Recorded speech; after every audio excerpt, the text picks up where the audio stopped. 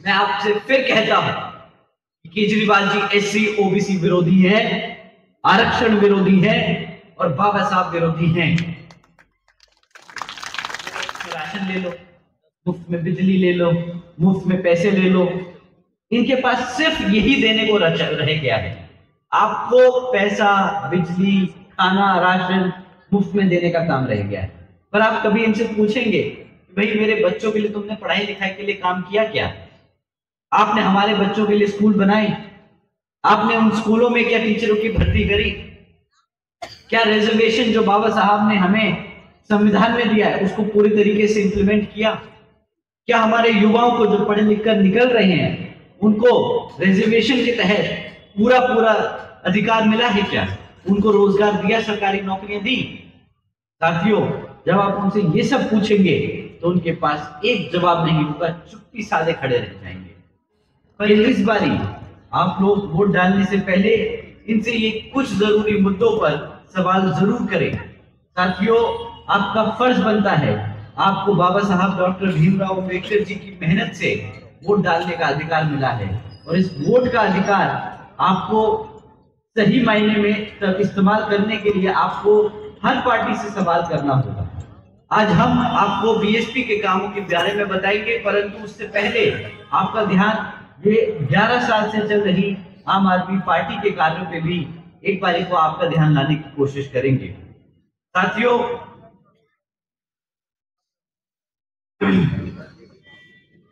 मैं आप लोगों से दरखास्त करूंगा कि आप पिछले 11 साल में जो आम आदमी पार्टी चला रही है सरकार, उसने जो शिक्षा, रोजगार और यहाँ डेवलपमेंट के क्षेत्र में काम किया उस पर सवाल करें। साथियों, मैं पूछना चाहूंगा यहाँ पे मौजूद सभी सदस्यों से कि आप लोगों को शिक्षा के क्षेत्र में इस सरकार ने क्या दिया? केजरीवाल की सरकार पिछले 10 सालों से यहाँ पे दिल्ली में सत्ता में आसीन है।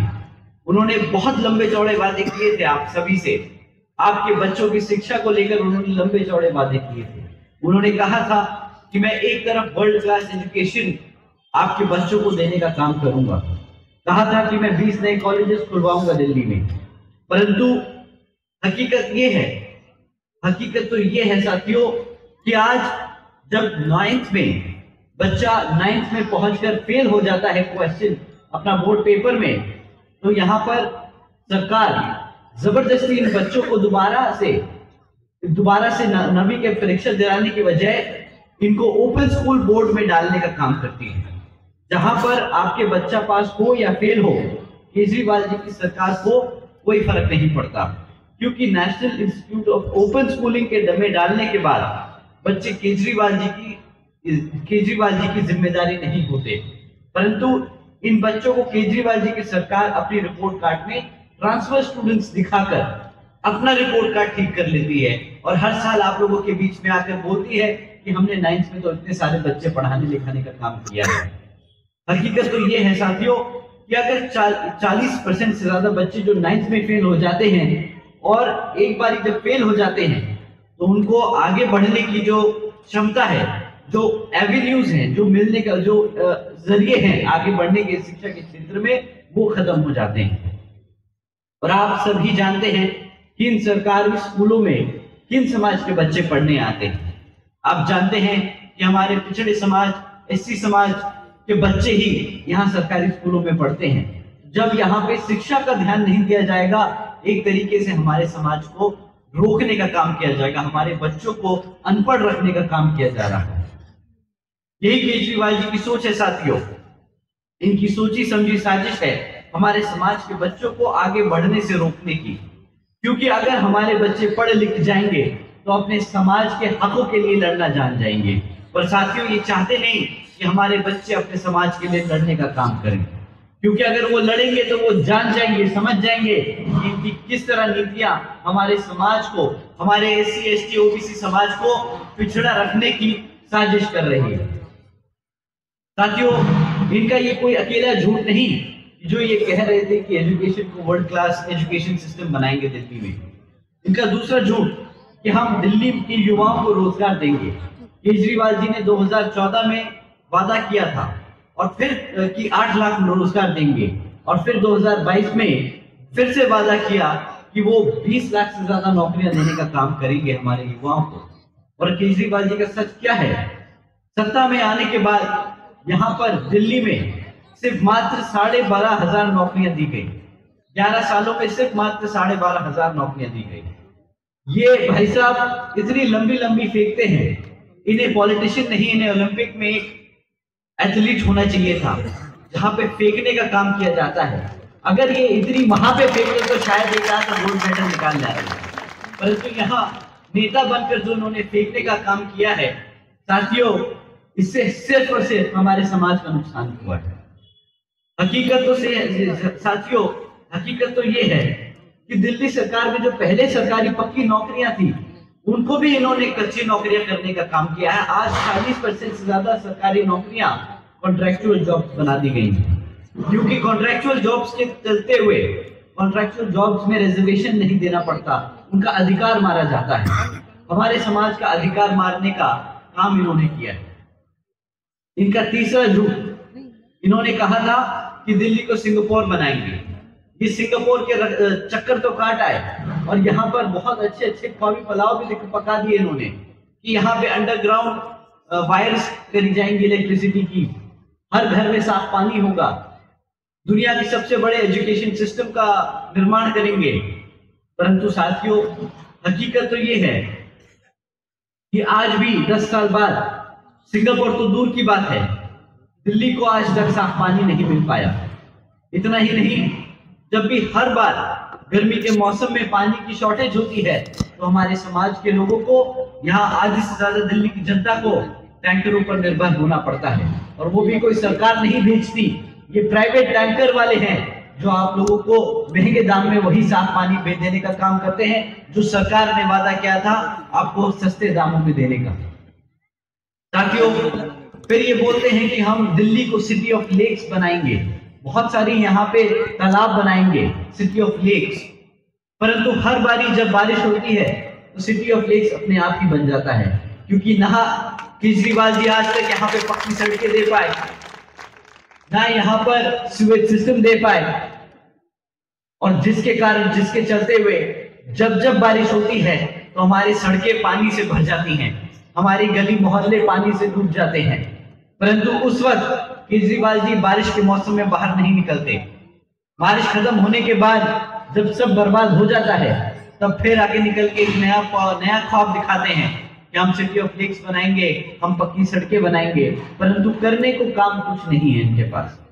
आप इनसे कभी सवाल कर दो कि केजरीवाल जी आपने क्यों पक्की सड़कें नहीं बनाई, क्यों यहाँ पर आपने इलेक्ट्रिसिटी की वायर्स अंडरग्राउंड नहीं करी, क्यों आप साफ पानी नहीं दे पाए, तो उनके पास एक ही बहाना होता है कि जी एलजी ने काम नहीं करने दिया, यहाँ पे जो एलजी है वो हमें काम नहीं करने देते। जिम्मेदारी से पल्ला झाड़ना कोई इनसे सीखे साथियों। हर बात पे इनके पास कोई ना कोई जवाब रहता है, हर बात के लिए ये या तो कांग्रेस को कोसेंगे, या तो बीजेपी को कोसेंगे, नहीं तो एलजी को कोसेंगे। साथियों, केजरीवाल जी ने तो ये भी वादा किया था कि वो यमुना को साफ करके यहाँ पर आप लोगों के साथ 5 साल बाद डुबकी लगाने का काम करेंगे। ना तो यमुना साफ हो पाई और ना केजरीवाल जी कभी वहां पे डुबकी लगाने जाएंगे, परंतु ये एक वादा जरूर करते आए। इन्हें बहुत अच्छा लगता है, अपने गर्व से बताते हैं कि भाई मैं तो केजरीवाल हूं, मैं तो IRS से रिटायर्ड ऑफिसर हूं, मैं एक चार्टर्ड अकाउंटेंट हूं, मुझे हिसाब किताब तो आता है, मैं दिल्ली को कभी भी घाटे में नहीं आने दूंगा, मैं दिल्ली की अर्थव्यवस्था को अच्छे से मैनेज करके रखूंगा, यहाँ पे मुफ्त बिजली दूंगा, मुफ्त पानी दूंगा, और उसको जस्टिफाई किया अपनी डिग्रियों से। परंतु आज केजरीवाल जी की हकीकत यह है कि 31 साल बाद, 31 सालों में पहली बार दिल्ली घाटे में जा रही है, और जब आप इनसे सवाल करेंगे कि दिल्ली घाटे में क्यों है, तो इनके पास फिर से कोई जवाब नहीं होगा। फिर से ये बोलेंगे कि एलजी ने हमें ये नहीं करने दिया, वो नहीं करने दिया, इस कारण हम रेवेन्यू नहीं जनरेट कर पाए। परंतु साथियों, ये आप सब जानते हैं कि जिम्मेदारी से पल्ला झाड़ने का काम वही लोग करते हैं जिनकी नियत नहीं होती काम करने की, जो काम करना नहीं चाहते। और साथ ही उन्होंने क्या वादा किया था, बच्चों को पढ़ाई लिखाई देंगे, युवाओं को रोजगार देंगे, यहाँ पे साफ पानी देंगे, पक्की सड़कें देंगे। आज एक भी काम पूरा नहीं किया। इन्होंने दिए तो सिर्फ बहाने पिछले 11 सालों में हमारी जनता को। साथियों, इन्होंने सिर्फ एक वादा पूरा किया, कहा कि मैं 200 यूनिट बिजली दूंगा, और वो 200 यूनिट बिजली दी मुफ्त में। परंतु आप जानते हैं उसकी कीमत आप लोगों ने क्या चुकाई? वो सिर्फ मात्र 200 यूनिट बिजली की कीमत 600 रुपए होती है। और मैं यहाँ जानता हूँ कि सब हमारे बहुजन समाज, एससी समाज, एसटी समाज, ओबीसी समाज के सभी लोग इतने तो सक्षम हैं कि वो 600 रुपए की भीख नहीं मांगेंगे, अपने हकों के लिए लड़ना जरूर जानते हैं। परंतु दिल्ली ने धोखा खाया है। दिल्ली ने धोखा खाया। ये 200 यूनिट फ्री बिजली के नाते की कीमत चुकाई उन्होंने ये 200 यूनिट की बिजली की कीमत चुकाई ना शिक्षा लेने पे। अच्छी शिक्षा ना मिलने की कीमत है ये 200 यूनिट बिजली। ना साफ पानी मिलने की कीमत है ये 200 यूनिट बिजली। ना साफ हवा मिलने की कीमत हम चुका रहे हैं ये 200 यूनिट की बिजली। साथियों, ना साफ यमुना मिली हमें, ये है कीमत हमारी 200 यूनिट बिजली। साथियों, इतना ही नहीं बल्कि इनकी सरकार के चलते हुए हमारे एससी या ओबीसी समाज को कोई ढंग का नेता भी नहीं मिल पाया जो हमारे हकों के लिए, हमारे अधिकारों के लिए वहां पे उनसे लड़ सके। साथियों, ये सिर्फ हमें इन्होंने सिर्फ एक ही चीज दी है, वो दी है करप्ट गवर्नमेंट। पिछले 1.5 सालों में आप सबने देखा किस तरह गली मोहल्लों में स्कूल और अस्पताल नहीं खुले पर शराब के ठेके जरूर खुले। हर गली मोहल्ले में शराब के ठेके खोले इन्होंने, और ज्यादातर शराब के ठेके किन के मोहल्लों में खुले यहाँ पे बैठी जनता सब जानती है। हमारे एससी, एसटी, ओबीसी कमजोर वर्ग के समाज के घरों में, घर के बाहर इन्होंने शराब के ठेके खोले। हमारी महिलाएं जानती हैं कि कितना दुख और दर्द इससे हमें पहुंचता है। साथियों, और इसी की गलत काम नीतियों के चलते हुए इन्हें सरकार ने, कोर्ट ने इन्हें जेल में भी डालने का काम किया है। ये सब चक्कर लगा के आए हैं जेल के। अपने आप को आम आदमी बोलते हैं, आम आदमी ईमानदार पार्टी बोलते हैं। अगर इतने ही ईमानदार थे तो भैया जेल क्यों गए? इस्तीफा क्यों दिया?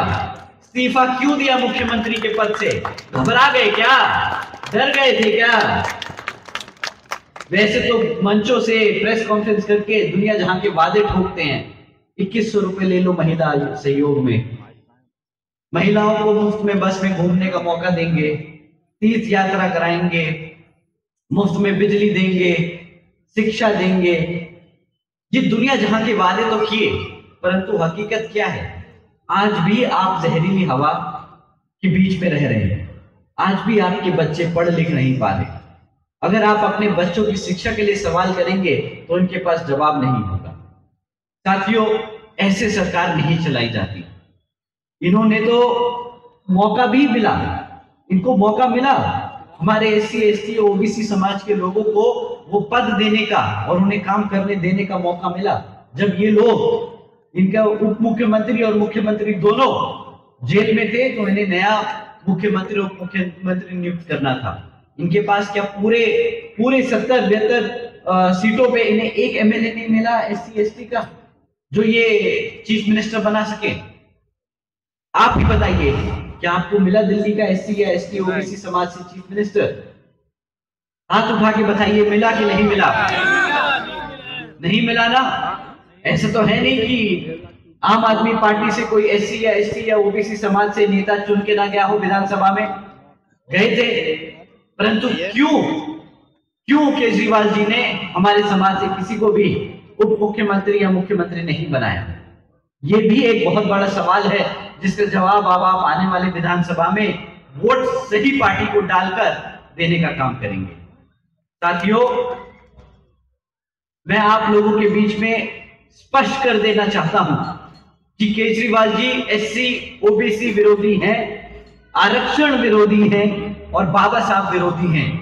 क्योंकि साथियों, केजरीवाल जी की ही वो आम आदमी पार्टी है जिसने सुप्रीम कोर्ट में एससी, एसटी रिजर्वेशन में सब क्लासिफिकेशन की याचिका लगाई थी।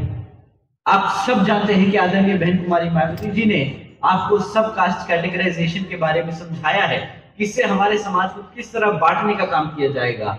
और इसकी याचिका ये आम आदमी पार्टी ने लगाई, ये अरविंद केजरीवाल जी ने लगाई है। ये चाहते हैं कि हमारा समाज बटकर कटकर आपस में लड़ झगड़ कर रह जाए, कभी तरक्की ना करे, कभी सवाल ना करे कि हमारे बच्चों की शिक्षा का अधिकार कहाँ है, हमारे युवाओं का रोजगार का अधिकार कहाँ है। साथियों, ये नहीं चाहते कि हमारा समाज अपने पैरों पर खड़ा हो जाए। परंतु साथियों,